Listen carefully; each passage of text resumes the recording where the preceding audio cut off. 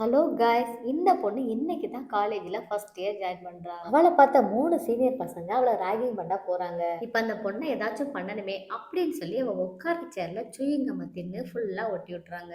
அந்த பொண்ணு தெரியாம போய் சேர்ல உட்காந்துறா. இப்பதான் தெரியுது ஏதோ ஒட்டி இருக்கு அப்படின்னு சொல்லி. அதை தெரிஞ்சுக்கிட்ட அந்த பொண்ணு ஓ மை காட் அப்படி சொல்லி அலறி அடிச்சு ஓட ஆரம்பிச்சிருச்சு. இந்த 3 பேரும் நக்கலா சிரிக்கிறாங்க. இப்ப இந்த பொண்ணு வேகமா வீட்டுக்கு ஓடி போகுது. வீட்டுக்கு போய் அம்மா கிட்ட நடந்த எல்லாத்தையும் ஒண்ணு விடாம சொல்றா. அதை கேட்ட அவங்க அம்மா, நீ எப்பவுமே கவலைப்படக்கூடாது, you are my strong doctor அப்படி சொல்லி அந்த பொண்ணுக்கு தைரியம் சொல்றாங்க. இப்போ அந்த பொண்ணு நடந்த எல்லாத்தையுமே நினைச்சு பாக்குறா. அடுத்த நாள் காலையில காலேஜுக்கும் போறா. அங்க போய் மாடலிங்கா நிக்கிற ஒரு பொண்ணை பார்த்து I should become a model அப்படின்னு சொல்லி இவளும் ஆசைப்படுறா. இப்ப கிளாஸ் ரூம்ல உட்காந்து பாடத்தை கவனிச்சுக்கிட்டு இருக்கா. அப்போ பின்னாடி நிக்கிற ஒரு கருப்பி அவன் முடி எல்லாத்தையுமே வெட்டி விட்டுறா. பாவங்க அந்த பொண்ணு என்ன பண்றதே தெரியாம முடிச்சுக்கிட்டு இருக்கா. இப்போ மரியாதையை இந்த ஜோக்கர் ட்ரெஸ் போட்டு this is for you foolish girl அப்படி சொல்லி எல்லாரும் கலாய்க்கிறாங்க.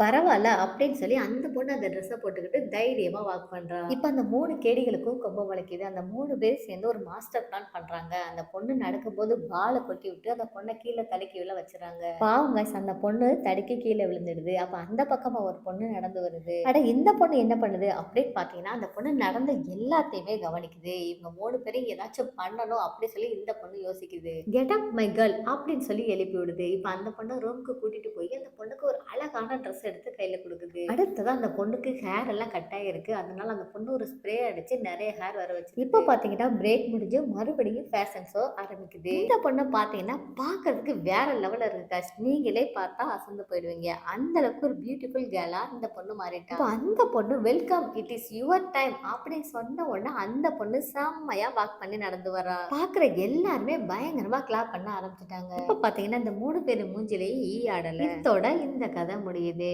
இதுல இருந்து நம்ம தெரிஞ்சுக்க வேண்டியது என்ன அப்படின்னு பாத்தீங்கன்னா, நம்மளால முடியும் அப்படின்னு நம்ம மனசு வச்சா அது கண்டிப்பா முடியும்.